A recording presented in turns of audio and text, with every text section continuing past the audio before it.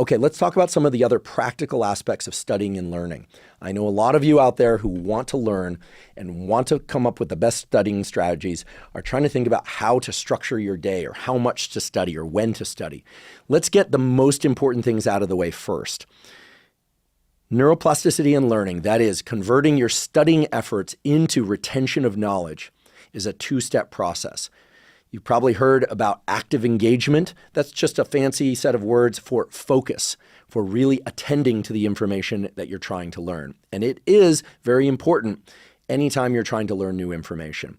So focus goes with alertness. You can't be focused if you're not alert. This is prerequisite. So you need to be alert and you need to be focused in order to pay attention to the information that you're trying to learn. In fact, it is the process of being focused and attending that cues your nervous system that something is important, that something's different about whatever sensory experience you happen to be having when you're focused and attending, whether or not it's the information you're hearing or that you're looking at or both. That cue at the level of neurochemicals in your brain and body signals to the neurons, hey, you're going to have to change. You're going to have to alter your connections, either make them stronger or weaker or a combination of those things in order to make sure that your nervous system can retain and use the information at a future time. So that's step one. And of course, as a part of step one, most people, when they hear about optimal studying strategies, they want to know, what should they do? What should they take in order to learn better? Well, here's what everyone should take in order to learn better, which is a great night's sleep the night before, limiting your external stress. Although some stress is good because it cues up your alertness. It actually allows you to remember certain things better. We'll talk about this a little bit later. No one can remove all stress from their life, but we know one thing for sure. Your ability to be alert and focused is going to be greater if you slept well the night before. Okay, so sleep is without question the best nootropic, right? The word nootropic means smart drug. I don't really like that term because learning involves all sorts of things. It's not just about being smart. It's about being able to attend. It's about sometimes being creative, flexible with ideas and information. Here's the point. You're going to need to get your sleep right in order to be able to study and learn at your absolute best. And I've done many episodes of the Huberman Lab podcast about sleep. We have a newsletter about sleep that details in a short PDF format, the various things you can do to get your sleep optimized, so to speak. You can find all that at hubermanlab.com by putting sleep into the search function. We don't have time to discuss that material now, but get your sleep right so that you can be alert and focused when it comes time to learn. Now, the process of being alert and focused on particular material that you want to learn can be enhanced by just having a silent script within your head, silent meaning you're not saying it out loud, where when you sit down to learn, you're looking at a book or you're listening to a lecture, perhaps a podcast like this, you're thinking, okay, I need to learn this. I need to learn this. You can voluntarily ramp up your level of focus and alertness by telling yourself that information is important.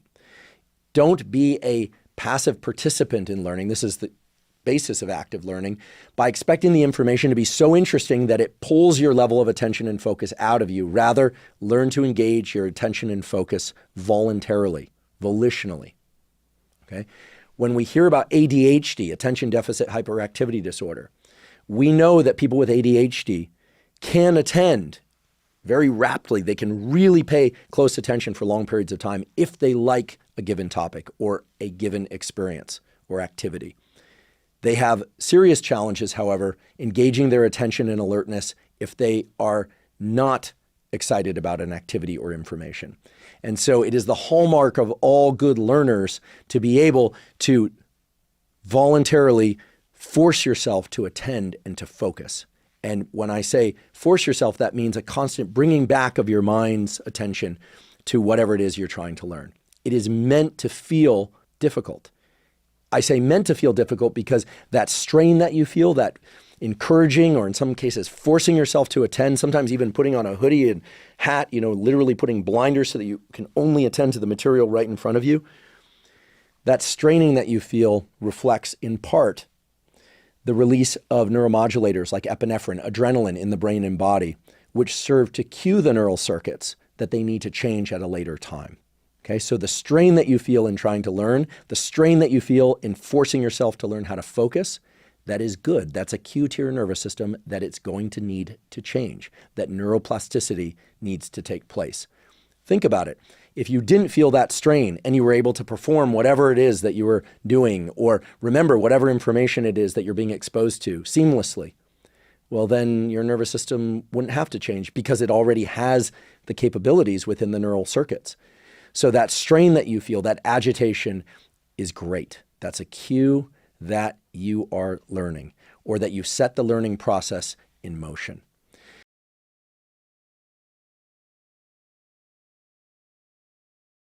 Now, it's also the case that some people don't have great levels of focus and attention. And there are, of course, pharmacologic tools. I would encourage anyone that has clinically diagnosed ADHD to talk to their doctor about whether or not they should use prescription meds and or other methods.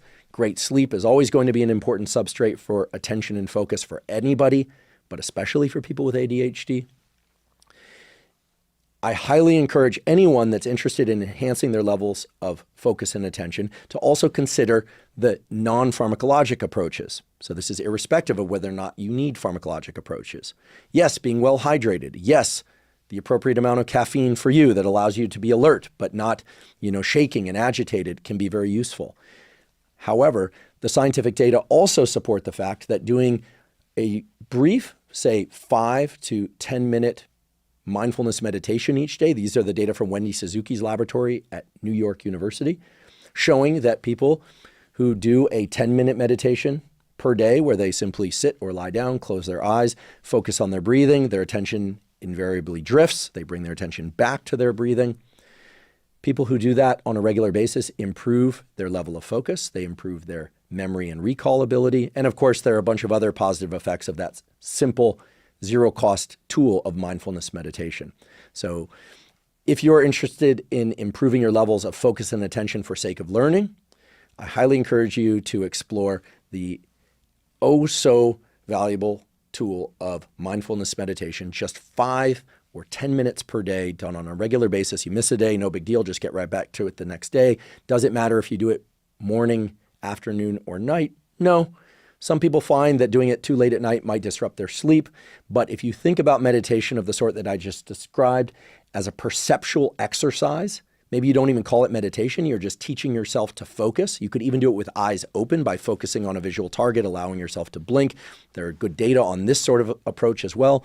And then just making sure that your visual attention and cognitive attention comes back to that visual target over and over again. It's a deliberate process of bringing your attention back to a particular location. That is very valuable for improving your levels of focus. In fact, it is known to create significant improvements in your ability to focus, which is critical for your ability to study and learn. So I know that many people are interested in what to take, what to do at the level of kind of esoteric practices or things to buy. There is stuff out there. Again, I mentioned hydration, caffeine, great sleep, and so on. But the simple practice of mindfulness meditation, or just what I describe as a focusing perceptual exercise of bringing your attention back to the same location over and over again deliberately, will train you to train your nervous system to bring your attention back to whatever it is you're trying to learn.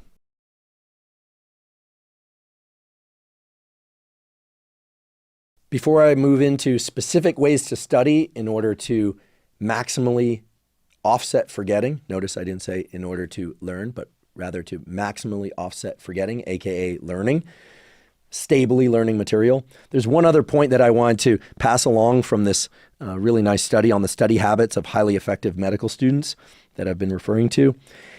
And that is when one examined, or these people were asked about their motivation for studying, the best performing students had an interesting answer. They had a very long-term understanding of how, or belief rather, about how their success in medical school would impact their family, how it would impact their life arc, how it would change them. And they weren't particular about the ways in which it would change them or their family. In fact, it was a rather broad, abstract, aspirational way of thinking about their study efforts. So what I like so much about this paper is that in addition to having a fairly large sample size, close to 700 students that were evaluated, and yes, it's purely, self-report and this kind of thing. Nonetheless, it bridges the two extremes of studying and learning. It gets right down into the nitty-gritty of how long they study, when they study, the things they do to limit distraction that we just discussed. But it also gets to their underlying psychological motivations and the thing that they use in order to pull them forward through their study efforts, perhaps especially when their desire is waning or their level of fatigue is increasing. I don't know that, I'm speculating here. But this is this aspirational component of going to medical school, which it turns out in the country in which this study was done, only very, very select few of the very best students are able to achieve that. And they have to learn the information in a different language altogether, which is incredible.